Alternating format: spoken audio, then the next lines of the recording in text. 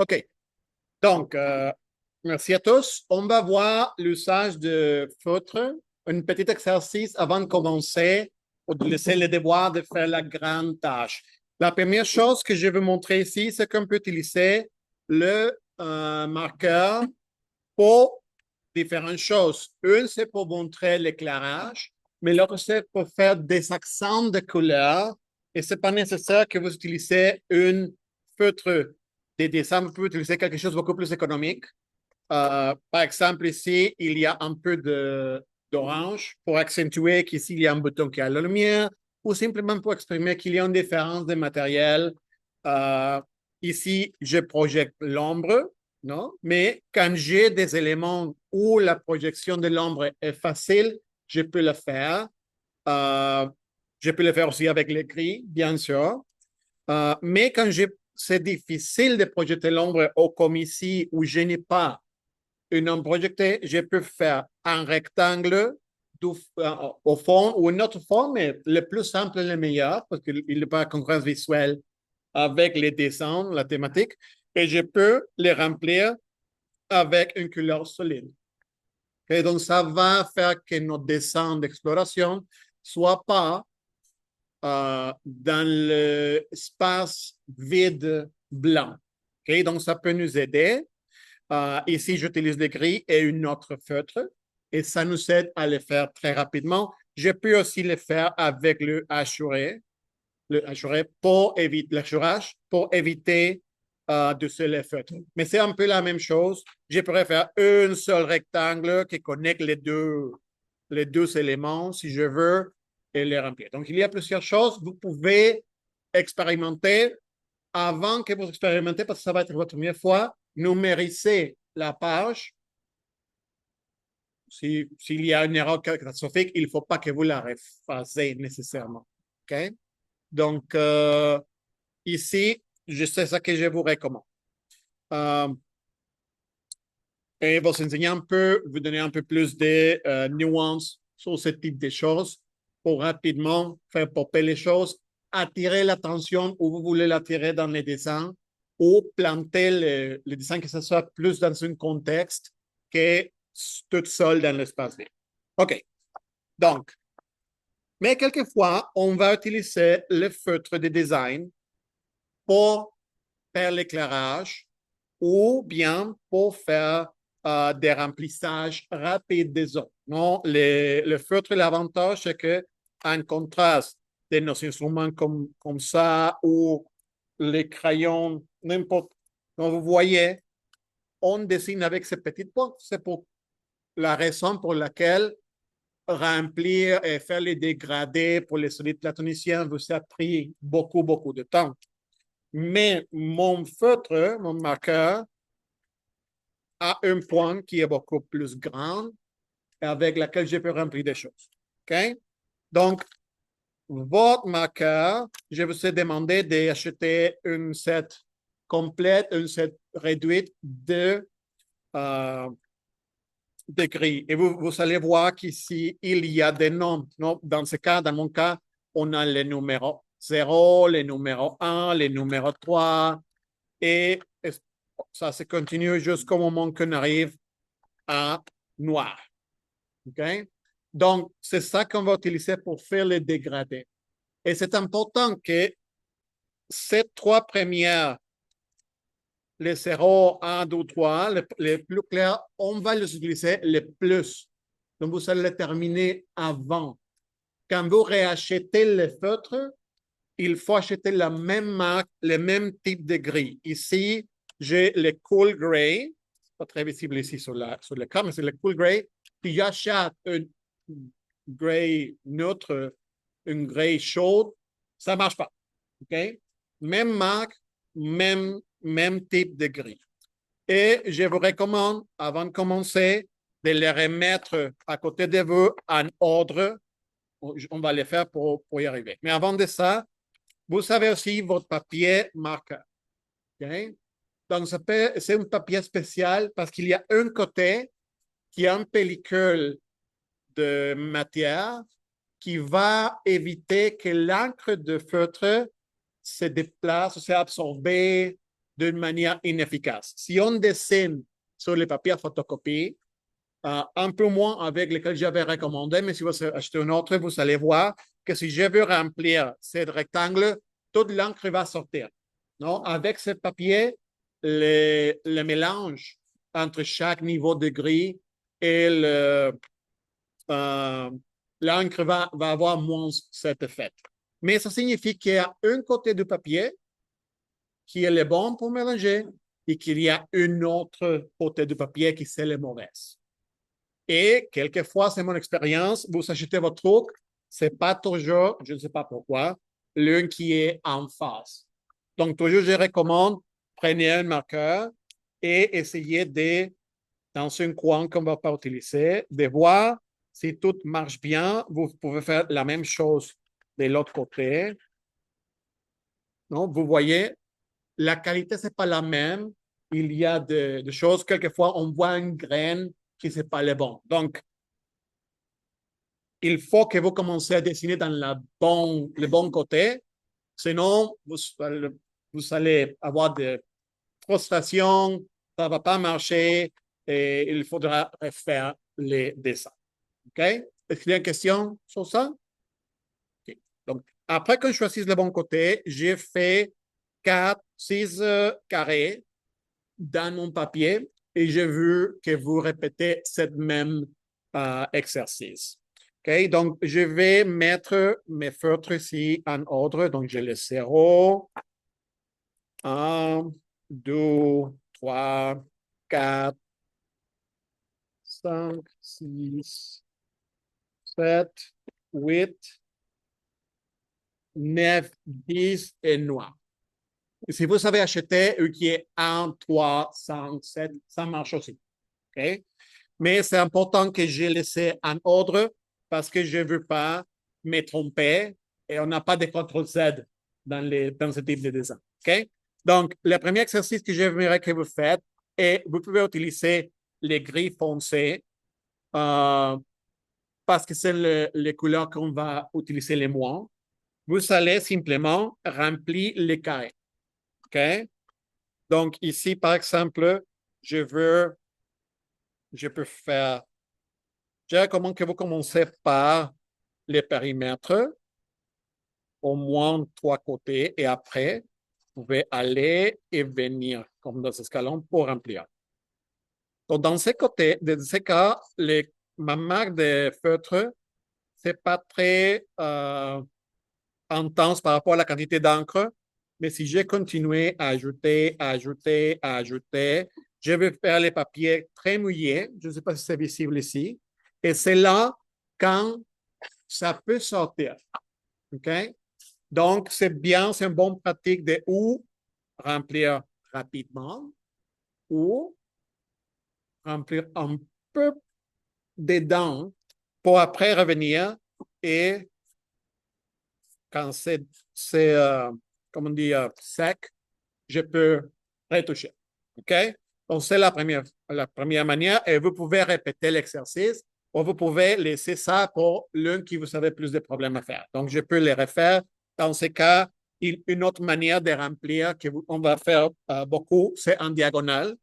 Donc, pour cela, je veux faire mon truc ici. Pardon, il y a la caméra sur mon œil, donc c'est un peu difficile.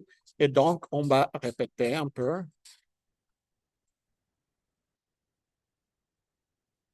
L'élément, je veux aller. Quelquefois, non, et vous voyez, j'ai sorti, il faut aussi pratiquer. C'est pas une bonne pratique, mais ça, c'est la complication. Aussi, chaque feutre peut qu'il y a un point différent. Le point de Prismacolor, c'est très intéressant parce qu'il y a des couleurs. Ici, c'est comme chisel. OK? Donc, c'est pas parfait, mais OK, c'est la pratique. Après, on va travailler sur les dégradés. Pour les dégradés, on va aller toujours de clair à foncé. Pourquoi? Parce qu'on peut ajouter plus d'encre foncée, mais on ne peut pas enlever l'encre. C'est pourquoi le feutre clair se termine toujours en premier. OK? Donc ici, Oh non, mais avant de faire le dégradé, pardon, on va faire quelquefois des gradés simulés avec une seule ton avant de commencer à mélanger. Donc, dans ce cas, par exemple, je pourrais dire que je veux que ce soit plus foncé en haut et moins foncé en bas. Donc, je peux commencer avec mon ligne ici. Donc, je peux un peu limiter les côtés et vous regardez comment, si j'applique beaucoup d'encre, c'est plus foncé et si j'applique moins d'encre, j'accélère, ça commence à être plus clair. OK? Mais quand je commence à arriver, on peut commencer à faire une petite zigzag et ça nous donne une simulation de dégradé avec une seule, c'est pas super joli ici, mais avec une seule feutre. Quelquefois, dans nos dessins dans nos dessins d'exploration, c'est utile parce que je pourrais dire, OK, peut-être que je veux que ce soit mon accent de couleur et après je pourrais dire, OK, ici, ce côté-là, je pourrais rapidement simuler qu'il y a un côté qui est foncé et après je peux faire pac, pac, pac, pac, pac. Peut-être que je veux une couleur que c'est pas assez foncé, mais je peux ajouter un peu plus d'encre. Donc, c'est possible avec une seule feutre. Et si vous regardez le petit exemple que j'ai fait pour le PDF, c'est avec ça et ça nous aide à le faire. C'est pas hyper, c'est rapide, ce que j'ai dit. OK? Donc, vous pratiquez beaucoup d'encre, vous accélérez, moins d'encre et après zigzag pour simuler les choses. On pourrait faire aussi des lignes parallèles sans faire les zigzags. Non? Donc, là, et on déposite beaucoup d'encre, on accélère et après, pac, pac, pac. Donc, ça pourrait se faire aussi comme si j'ai mon petit rectangle ici, je pourrais faire un peu la même chose.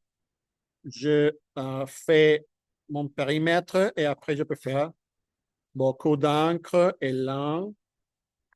Et après, je peux commencer à faire ça. OK? Ça nous donne, ça, c'est un peu aussi avec la technique de hachurer des lignes. OK. Donc, on commence à mélanger. Je vais faire certain que mes feutres sont toujours en ordre ici à côté de moi. Et donc, je vais faire un dégradé horizontal, donc ici, là-bas, qui va être la même chose que si je le fais là-bas. On va faire de foncé à clair ou de clair à foncé. Parce que je vais commencer avec mes feutres clairs et je veux ajouter un peu d'encre.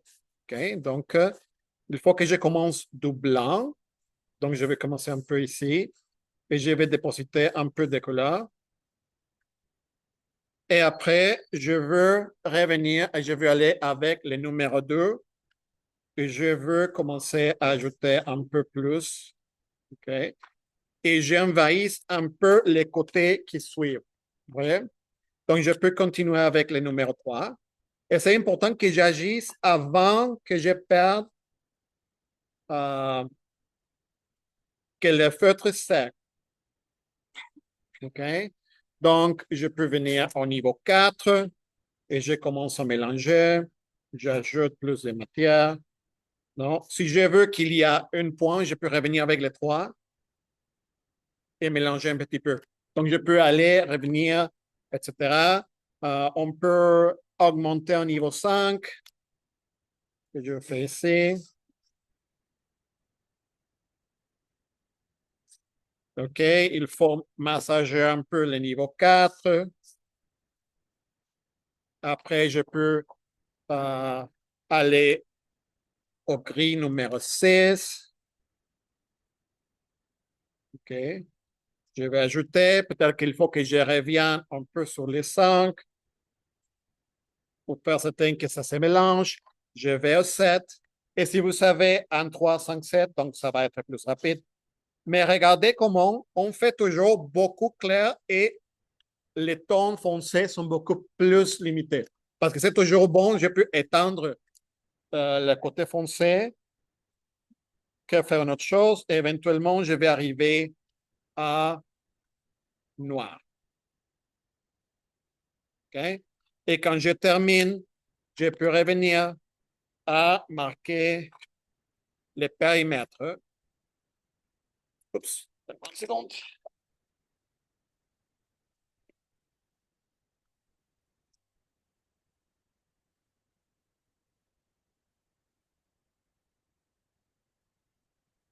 OK. Et même si j'ai des petits détails comme ça, quand j'ajoute ma ligne fort, ça s'enlève un petit peu. Mais vous voyez un peu l'avantage de pouvoir faire les deux côtés avant. OK? Donc, c'est ça qu'on fait les dégradés de 0 à 100%. Donc, on peut le faire en diagonale maintenant. Donc, je vais recommencer ici avec le diagonale. Donc, vous pouvez voir, je peux faire un peu de lignes pour dégrader à blanc et après, je peux commencer à dépositer de l'encre avec mon gris numéro 1. Je vais sauter à 3, que vous voyez la différence. Donc, je peux venir un peu à 3. Je peux dépositer. Dans ce cas, il faut que je revienne au numéro 1. Oui. Pour mélanger, quand c'est mieux mélangé, je peux sauter au numéro 5. Et ici, vous allez voir comment je vais arriver beaucoup plus rapidement au noir, que c'est potentiellement souhaitable ou non. Okay? Mais il faut que je retravaille un peu pour bien mélanger l'encre. Okay? Après, avant que ça sèche, je vais étendre un peu le 5 pour pouvoir venir et commencer à ajouter le 7 dans ce cas. Donc, je peux le mettre ici et je commence à trouver la frontière des deux couleurs. Et vous voyez maintenant, c'est une ligne énorme. Il faut que je revienne à 5 pour pouvoir mélanger avant que ça sèche. Après, je peux continuer avec le 7.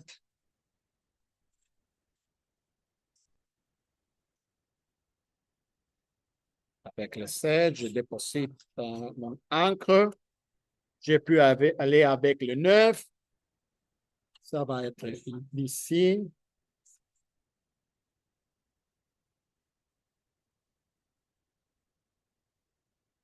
Et après, je mélange le 9. OK? Donc, vous voyez la différence, ça marche quand même, mais il y a un peu plus de. C'est pas assez doucement les changements, mais c'est acceptable. OK? Et après, les dernières, vous répétez l'une qui vous a donné le plus de problèmes pour pratiquer. OK? Donc, vous allez faire la transition entre les dessins d'exploration. Si vous allez encore plus à faire, je vous invite quand même, quand vous revenez de la pause, à pratiquer avec cet exercice pour pouvoir vous mettre un problème, nous poser des questions, on vous aide et après on continue. Quelque chose d'intéressant qu'on fait avec les feutres, vous vous rappelez qu'on a utilisé les papiers noirs et les papiers gris. Donc, regardez comment ici, je pourrais ajouter une ligne de raccord, par exemple, et je peux ajouter des détails et des choses ici. Je pourrais faire un trou. Ici, c'est comme très foncé, mais je peux le faire. Ressortir un peu.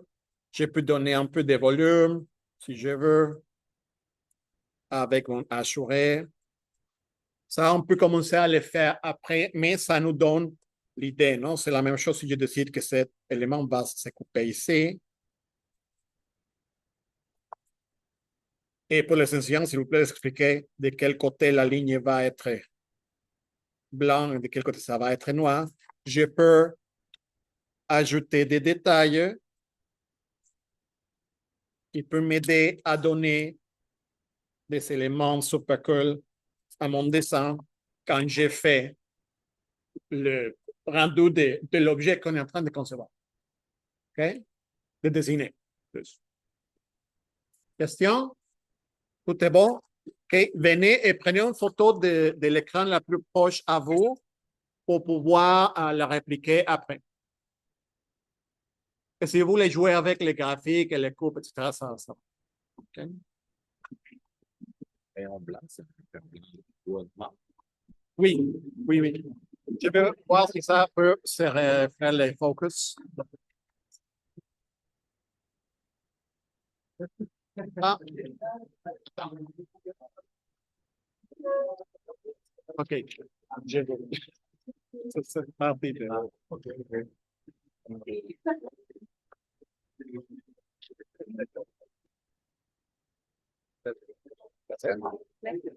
That's it.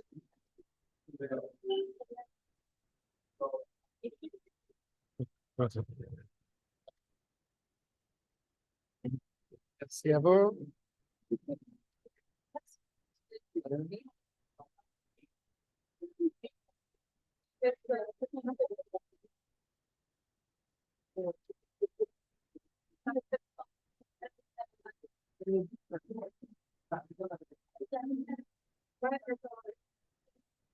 C'est ça?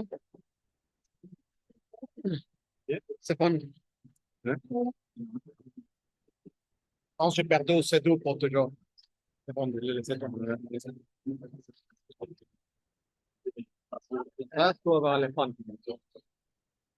J'avais les mains, mais pas il n'y avait pas d'appareil photo.